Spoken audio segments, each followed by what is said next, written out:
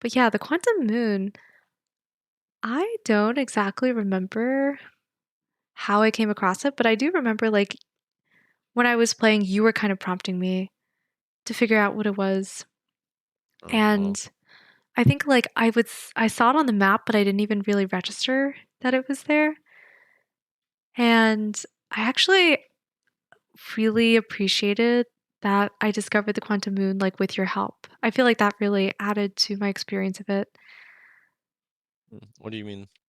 I don't know what I mean. Like I'm definitely glad I didn't read a wiki and find out there's a quantum moon because that would have ruined it because part of this game is the discovery. What else do I mean? I also I feel like having someone be by my shoulder who kind of knows what's going on and being like nudge nudge. That that like it kind of feels like exploration. It feels like when I go on a hike and I'm walking with someone and they're like, "Oh my gosh, look at that. Like what's that? Let's go check it out." And we go down to a river or something. Mm. Yeah, no. I think that's so what we were saying before about I don't know, all the things we've been saying about how immersive the game is and how it sort of rewards exploration narratively. I feel like the structure that emerges out of it is like the idea of this like social script of like you get somebody who knows their way around the game to like play the game with you. I feel like that sort of emerges naturally from the game because of how well it because of how completely it commits to this aesthetic of just like um I don't know, of like wonder and exploration and that sort of thing. Mhm. You know what I mean? Like there's a sense of like this is an experience which I am about to go through. Like I need somebody, like to the extent that I want to get somebody else who has already gone through this to sort of like I don't know. I explained this better at some point once. Like I the don't know. you're saying the wonder makes you want someone else to be accompanying you? Yeah, like the fact that there are these mechanics of just like exploration and like physically exploring, like the freedom that you have to explore this space, and then it's backed up with this narrative of like scientists exploring the universe and that sort of thing. Mhm. It sort of creates this like third level of like I want to like accompany somebody else as they are exploring this game Mhm. which I had also explored with Mhm. somebody's assistance. I don't know. It lends itself to like I don't know. I feel like it lends itself to that sort of thing naturally. Mhm. Yeah, I wanna, open up the floor soon, which we already kinda did. There's 3 of us here, but, um, before that, I have so many other thoughts. So, first thing is, like, the word wonder. I am really interested in the ways that sci-fi and fantasy can create a sense of wonder, and I feel like part of it is is having something be so, like, foreign, something you haven't seen before, but also make sense in the world and fit and be, like, useful and or helpful and or interest like, it does something for you that's that thing didn't isn't necessarily, like, productive, but it does something for you, and I've been thinking about these, like there's basically not a better word for them than YA fantasy, but it's, like, old school stuff, and I wanna call it adventure fantasy. It's stuff like Chronicles of Narnia or Wrinkle in Time or, like, probably how a lot of people felt when they were discovering the Harry Potter world for the first time. It's, like, this thing that's, like it's not like D&D fantasy, which, like, we all know kind of from Lord of the Rings. It's, like, this thing that's new and it's being constructed for the first time. I feel like it's a similar thing you get in this game. Like, all these, like, weird like, the anglerfish, the, you know, um what was it? Was it Brittle Hollow? No, the one that we went on first that was falling apart. Like, these all feel so new, and you interact with them in ways that are new and they're different, and that contributes to the sense of wonder. Mhm. that's true.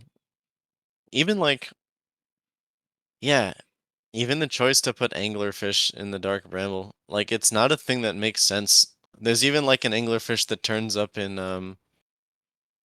which Oh is it yeah, the Ember Twin? Which one? yeah, Right? yeah. It's probably the other one because it's Sandy, right? I don't remember. Oh, true. Actually, yeah, no, you're right. I think it is the Ash Twin. Um, well, they both get Sandy at some point. I think That's it's right. whatever. The Hourglass Twins. They have you know, they have Hmm. In any case, there's an anglerfish over here too. That relationship is, or like how they got from over there to over here is never like explained. It doesn't really like if you think about why there would be anglerfish in this, in the dark bramble, it doesn't really like literally Hmm. make sense, but it's like it feels like the kind of thing that you could see in like a Narnia kind of thing. Now that you mentioned it, it feels very like, you know, it's like Yeah. more important that it's evocative than that it makes sense, or that it like teaches you something that is like more important than whether it literally makes sense. You know what I mean? Yeah, I agree with you there. yeah. It makes me think of there's this book series that I love that's like totally for children. It's like large font, like that level Mhm, of child, called Deltora Quest. I mhm. absolutely love it because like it's basically a bunch of like puzzles in a fantasy like sleeve. And what's really cool about it is like each small book, they're finding a gem. Each small book is themed around a certain like concept. Like it could be like themed around like greed or and then like the boss that they fight is like a greedy boss and they have to outwit it by overfeeding it. And they encounter all these challenges along the way that are also like greed related. And yeah, it's like, if you think about like logically, how would this happen? None of it makes sense, but there's a logic within the work that's like thematically it makes sense within that book because books you read through linearly, you're getting all these themes, you're processing them. Oh, I just noticed a shadow of the planet on the moon. Um, Oh yeah. the details are so good. And then and then here it's kind of like there's a logic to the game that comes from your process of discovery that makes you not need other types of logic of like, does this make any sense or not? The other thing I kind of wanted to touch on is so the way that there's like safe and unsafe spaces makes me think of Return of the Obra Dinn, like I mentioned. It also makes me think of Subnautica. And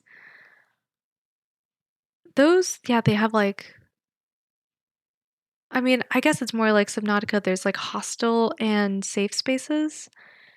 There's also this return to spaces that you're familiar with, which also happens in Subnautica. It's like a crafting game, so you go back to your crafting station. So I'm wondering, like, do these types of games I feel like there's some feeling of coziness that you get in all of them. Are they cozy games?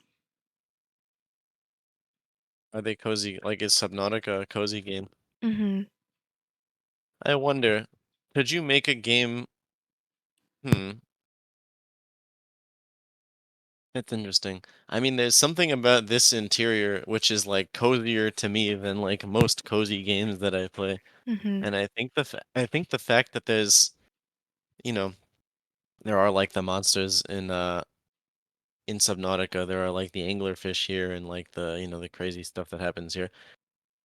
I don't know if I mean, there's certainly a cozy sort of aesthetic in terms of like the Harthians' civilization. Mhm. Um, and I think the fact that there are these like very frightening spaces that are out there, um, it definitely makes this cozy interior feel like orders of magnitude more cozy, Yeah. you know? I bet there's some argument where you can say, well, no, it's not a cozy game because definitionally, cozy games, like everything is cozy within it. There's no danger. Hmm. But it's kind of like this is more of the cozy game that appeals to me Because I think when I play games, I'm looking for stimulation as well as comfort. Like I could see someone turning to a cozy game because they want that comfort from the entire experience. And personally, that's not something that I really look for when I'm playing games. But it's kind of like what I want from a cozy game. It's like that mixture of there's comfort and there's danger. No, I agree. But yeah, I definitely want to open up the floor now. So Lauren, we talked a bit about the the non-linearity and the spirals. Did you have any more thoughts on that?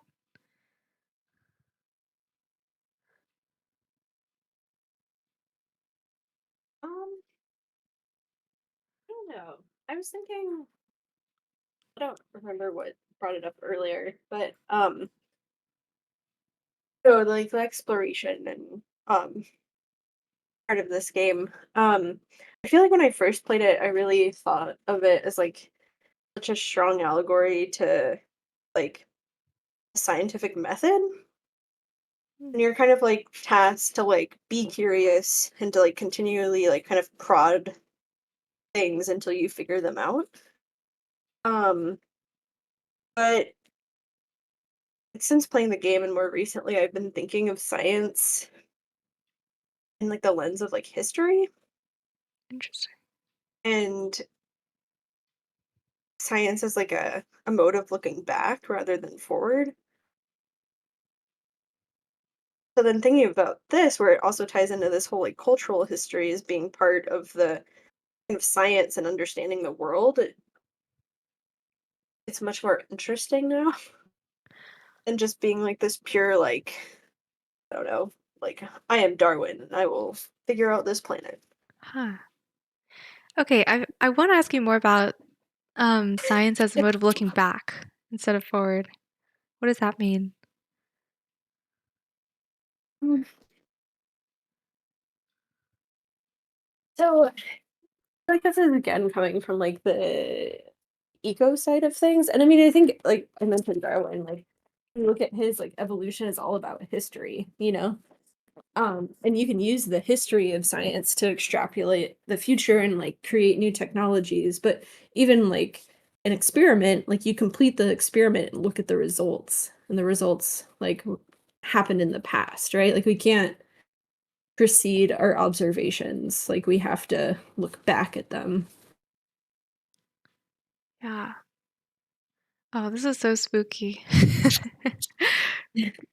Dimitri, I'm amazed at your nerve. Live. This is the perfect thing to have streaming when there's no audio, though, you know? That's true. It took me the whole cycle to figure it out. Anyway. Yeah, it also makes me think of like the ways in which science is not divorced from history. Like, speaking Mhm. of the scientific method, we want to think of science as like totally objective, no bias, Yeah, randomized, right. but even the things that people choose to investigate like are biased to begin with. Mhm.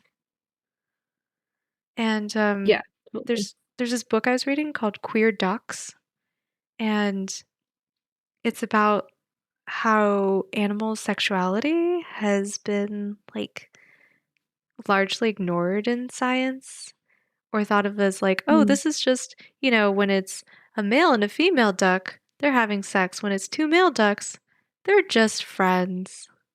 Yeah, they're just Um, bonding. yeah, it's that sort of thing. We're not even looking. Oh, Mhm. this is nerve-wracking. Oh, Oh, no. Okay, never there mind. we go. Hey, I got back in the ship, actually. Oh, that's funny. Sorry. Anyway, Um, sorry, but continue. yeah, it's like it's definitely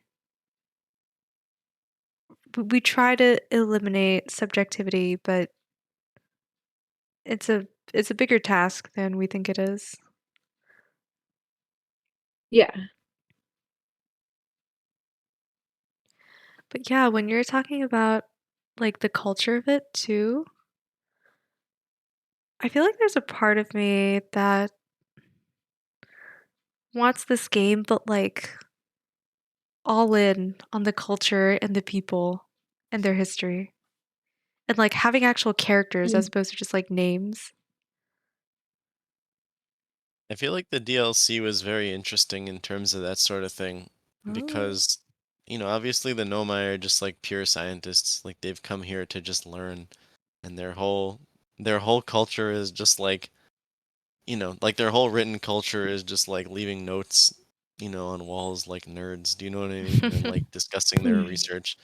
I think the inclusion of the strangers and like the stranger civilization, which is much more sort of ruled by like emotion and like fear and shame and i- like punishment rather than like pure scientific inquiry. It was I don't know. I felt like it rounded out the world and it added a lot more depth to the world because I was going through the first time I was going through the game I sort of had, I don't want to say I was disinterested, but like I couldn't really invest in like the characters of the specific Nomai too much because they were just like names conveying information.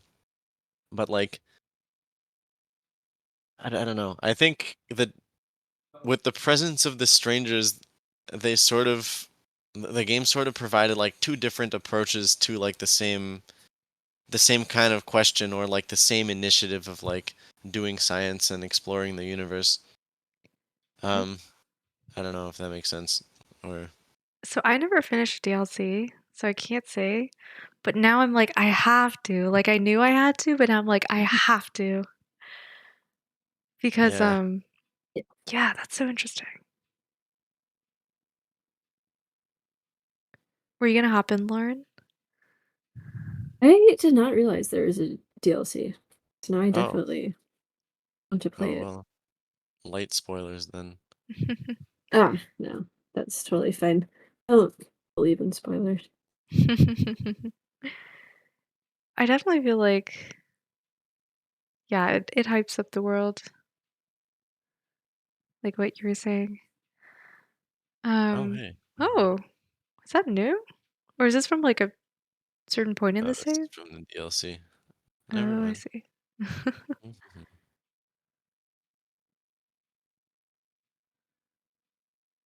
Don't look at the screen. It's DLC. Sorry. Um,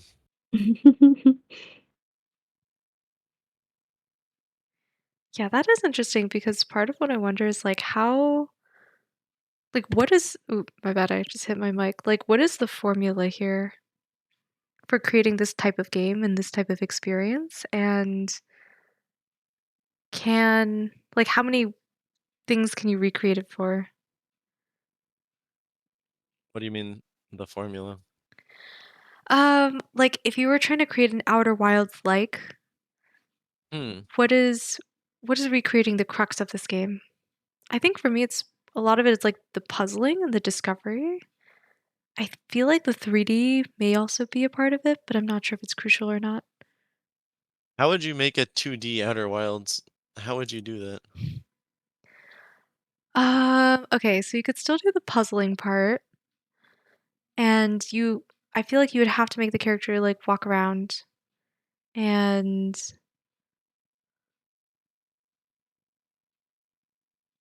I mean, would it just be the same but kind of worse? You need the manual component too.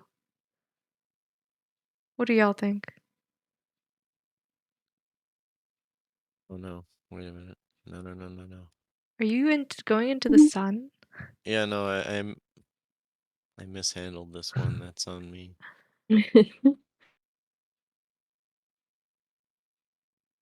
Hmm. The manual in this. Yeah, I wonder. That's interesting though. I hadn't thought about to what extent the three. I've thought about like the first personness of it, but not the. I guess that's kind of what that is though. Um. Yeah, I don't know. What would I think definitely like yeah, like the puzzling and in particular the like throwing yourself around the environment as part of, the puzzling.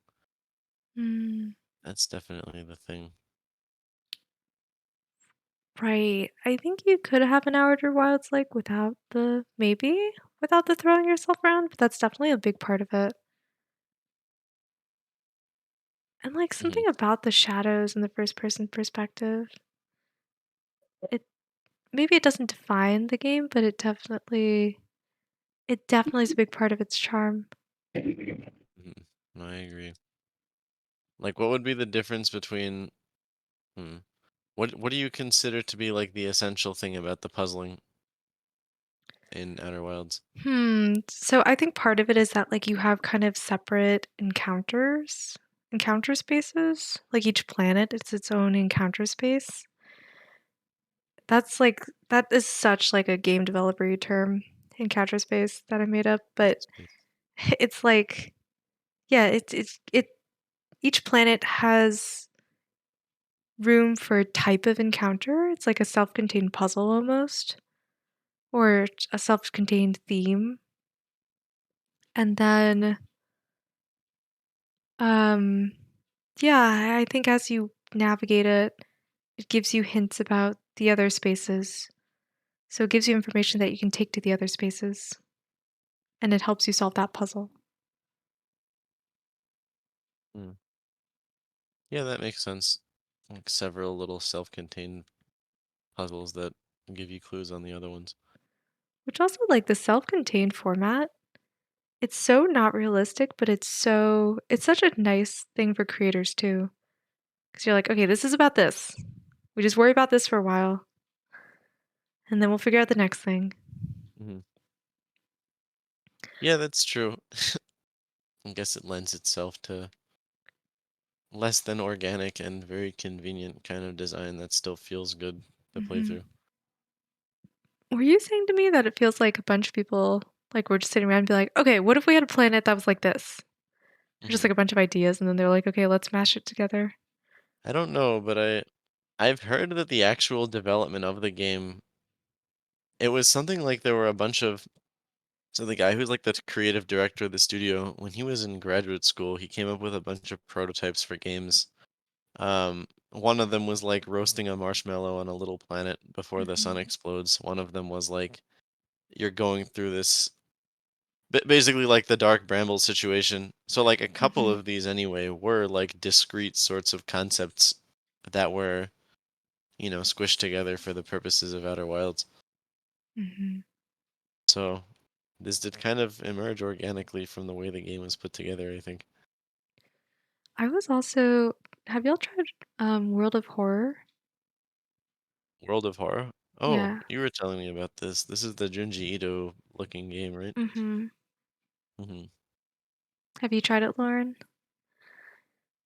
No, I haven't heard of it. It's like it honestly kind of baffled me when I played it because I was like, this isn't some tradition that I don't know. So, it feels like it comes from, like, adventure, like, point and click games, but Uh-huh. it's, like, really weird to me. It's also kind of a roguelike, so you have stats, and you often, like, will fight, like, horrific looking bosses and stuff. The art is super awesome, but, also the UI is, like, horrific as in, like, actually terrible. Some people say it's intentional, I don't know. Um, but it's weird because it's, like it's got this countdown timer, but it's not real time. It's, like, a countdown timer that's, like, a certain number of actions you can take, basically, and you can make that timer count down and advance towards the next, like, story objective by basically you go through random encounters. Like, you click a button that's like, "Explore explore the school," and then you just get, like, random, like, school-related encounters, and they'll, like, affect your stats, and so you just go through random encounters until you get to, like, the final boss, basically. And it was just, like, so weird to me, like, at every stage, I was like, "I did not expect this to happen. I did not expect that I was gonna, you know, go, um" like, the turn counting down thing was weird to me, um like the fact that it was super random encounters not related to the main story. But Yeah. yeah, but so I was like, there's some tradition here. But the cool thing was, I was like, that is a really good format for making a game. You just like are like, here's the player's main goal, and then here's just random things that I'll just generate like 20 random encounters that are thematically related to some degree, and then that's a game.